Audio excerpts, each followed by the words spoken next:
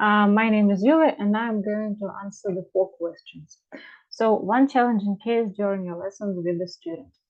I worked at a state secondary school for 2 years and a half, and I had some students who studied at home because they had some minor mental problems.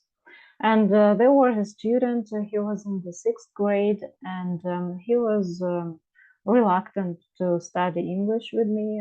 He was always complaining. He kept asking when the lesson would finish, and rather lazy, to tell the truth.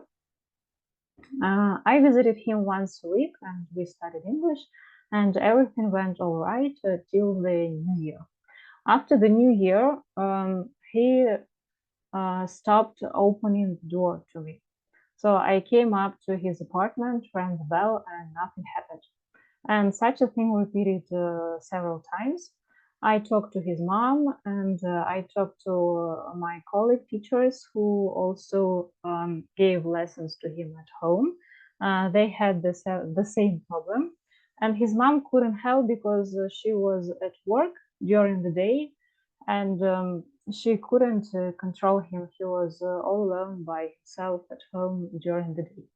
So after such several cases, I was really mad. So I called to his mom and said, "I'm sorry, I'm not going to visit you anymore. We are going to have online lessons."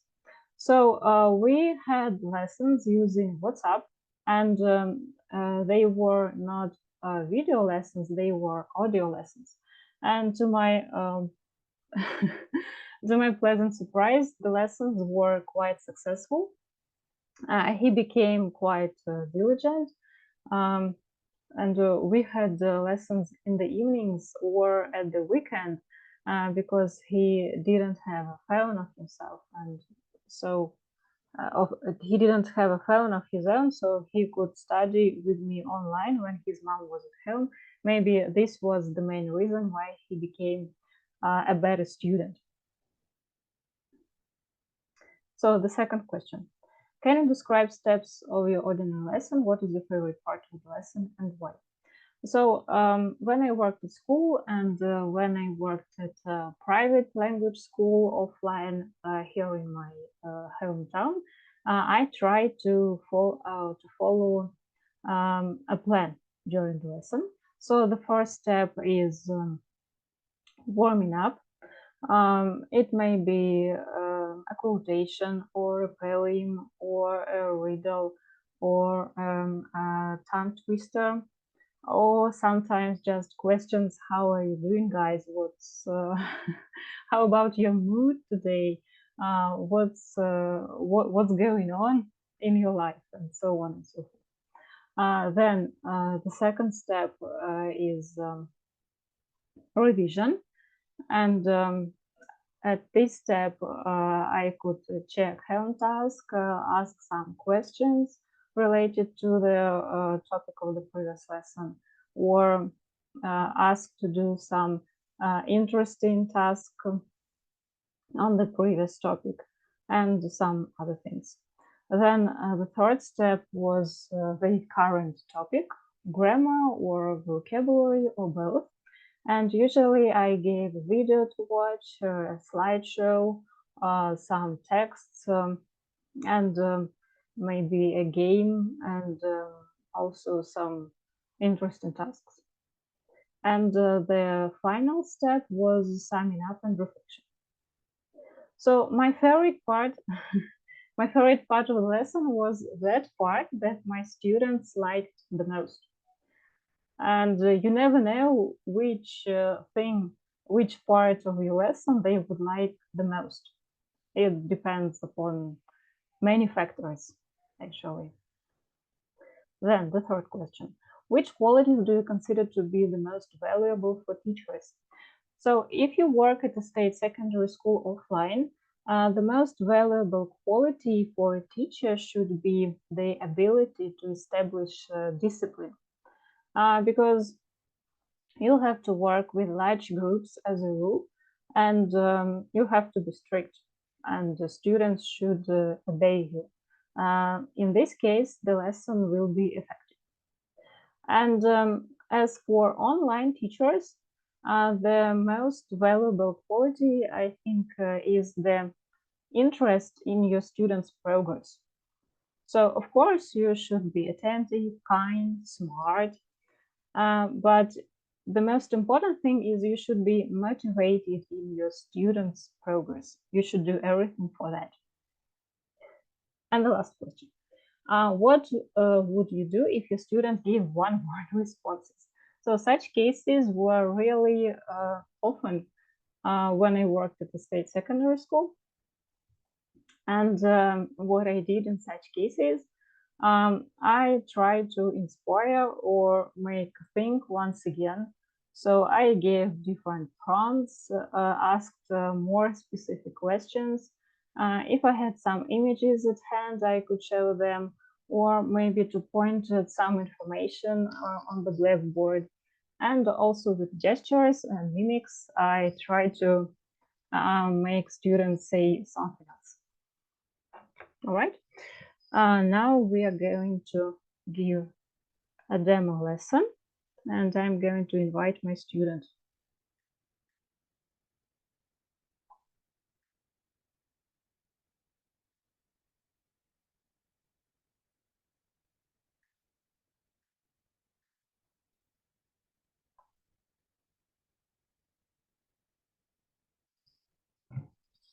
All right.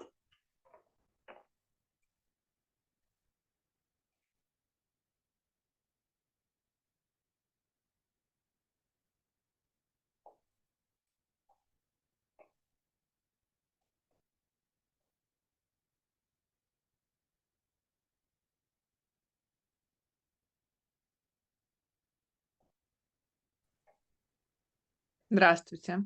Hello, Yana. I'm very glad to hear you. Please switch on your camera. Yes. All right. Hello. Hello. Hello. How are you today? Good. Good. Very good. So our lesson is going to last 10 minutes. And please have a look at the screen. So this is our topic for today. You are never too old for great things. And as a warming up, I'm going to ask you some questions. So do you see the questions? Yes. Okay, please answer them. How old is the oldest member of your family? Are they active? The oldest member of my family is my grandmother, and she is 82 years old. Okay. She tries to be active, but she's not very active. In which way does she try to be active? She tries to go on walks. She tries to go places like to the library or church by herself. All right, I see. All right. And the next question? Do you know anyone who is active at an older age? What do they do? Yes, I know my husband's grandmother. She is very active. She's also around 80 years old, and she loves to exercise. So she goes on a lot of walks. She does yoga. And I guess I can consider traveling as being active. So she travels a lot. All right, I see. Thanks for sharing. Thank you very much. So in a moment, you'll watch a video about a man named Tilman Waldthaler. He's 78 years old.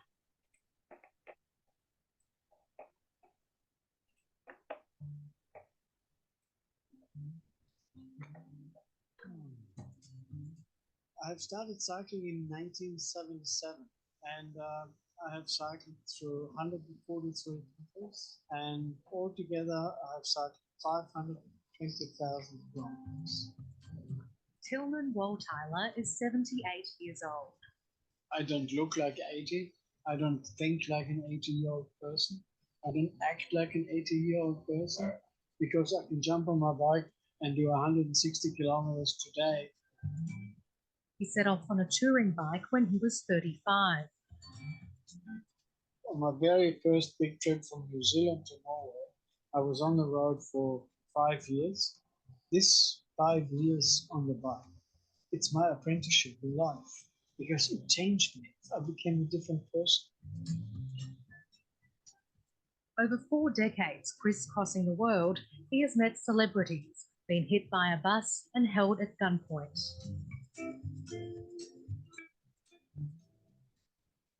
The adventure is full of stories. The positive stories are by far more than negative stories. I have met my wife in the Sahara cycling. She was cycling all by herself on a bicycle like I was. And I thought, this must be a strong woman. Must be a fantastic woman. Going all by herself through the Sahara. We have been together ever since. We don't have any kids, but we had 14 bikes. And I'm very privileged and I'm very happy to have a wife who accepts me as what I am, because she's half crazy herself. The couple settled in Cairns and still cycle every day. I have been told I'm very fortunate. I'm almost 80, but I live in a body of a 50-year-old. I don't take any tablets, blood thinners, or whatever people take. It doesn't matter how old you are. If you really want to do something, if you really are energetic enough, you can fulfill your dreams. And this is my dream, to go cycling. I'm still going, and I love it. We are just waiting for the borders to open up, and then we'll be traveling again.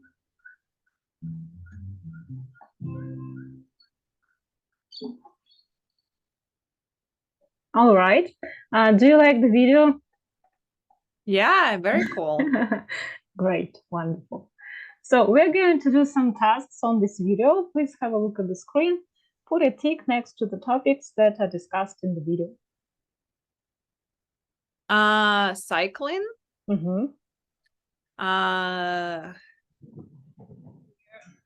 Tillman's wife. Oh, sorry. Sorry for that. Tillman's wife. Uh-huh. Tillman's plants. All right, let's check. So cycling. Yeah, health, I guess. Yeah, a little bit of health. Yeah. Tillman's wife and Tillman's plants. Yeah, all right, you did great. So the next task for you. Watch the first part of the video again and say sentences to explain the following numbers. Do you remember anything related to these numbers? Oh. So have a try. 520,000 kilometers. Yes, that's correct. 5 continents. Maybe. Countries. Not really. All right. And what about 1977? He started biking. Maybe. So let's check. Let's watch. Oh my gosh. I closed the video. Oh, I'm sorry for that. One moment. One moment. I have it here. Okay. I have started cycling in 1977, and I have cycled through 143 countries, and altogether I have cycled 520,000 kilometers. Tillman Waltile. Yeah, so he started cycling in 1977. And so he's done 520,000 kilometers. Yes, good. And where is it? Once again.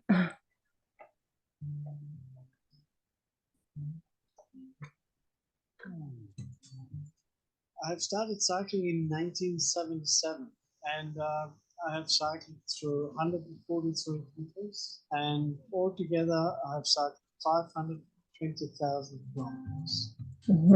Tillman Waltile is 78 years old. I don't look like 80. I don't think like an 80-year-old person. I don't act like an 80-year-old person because I can jump on my bike and do 160 kilometers today. He set off on a touring bike when he was 35. Very 35. big trip from New Zealand to Norway. I was on the road for 5 years. Mm-hmm. Yeah, and he was on the road for 5 years. He was on the road for 5 years. For 5 years. All right, good. So we found all the 3 figures. Good. Let's check. So he started cycling in 1977. Altogether, he has cycled 120,000 kilometers, and he spent 5 years on his first big trip from New Zealand to Norway. All right, now it's grammar time. We are going to discuss, to study the rules about present perfect and past simple and match the sentences to the rules.